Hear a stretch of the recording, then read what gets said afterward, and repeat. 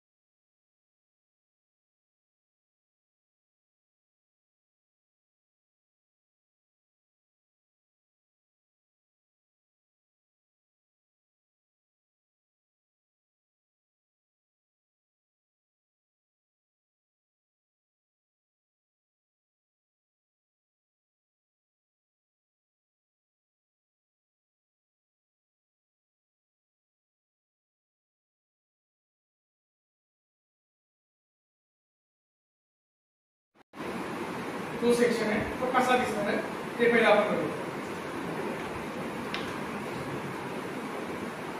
आता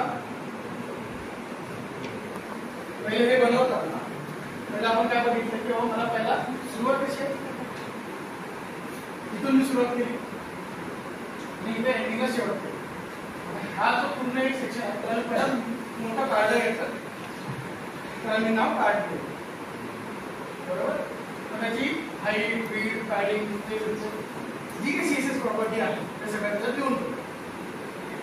आता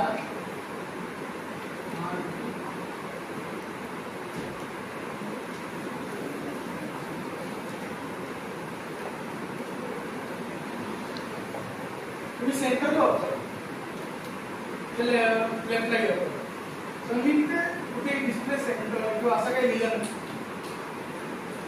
त्याची मी मार्जिन ऑटोमध्ये सीएसएस चेंज केली. मार्जिन मी सेंटर करायला का मार्जिन तुम्हाला माहिती काय आहे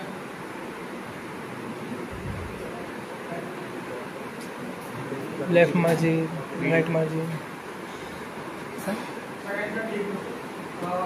सीएसएस चे म्हणजे ब्लॉक स्ट्रक्चर सीएसएस.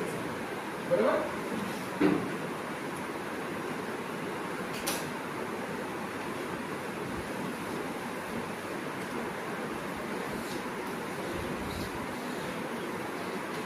हे जे आपण सगळं बघितलं ते होतं आपलं एचटीएमएल.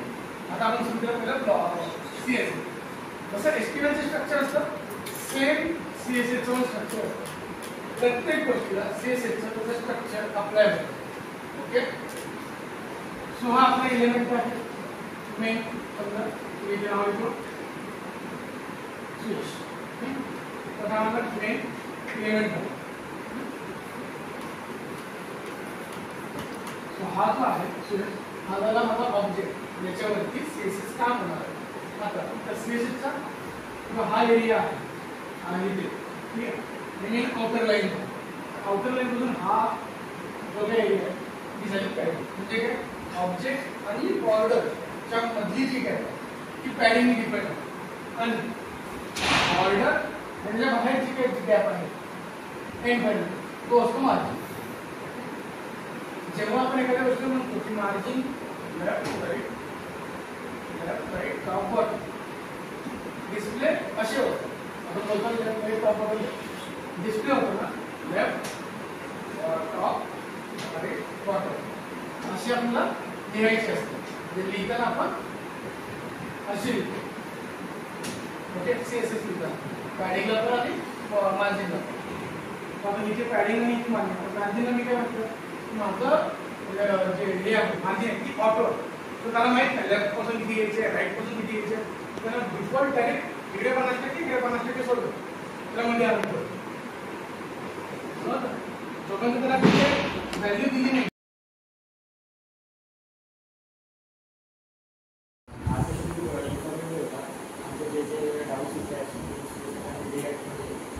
जे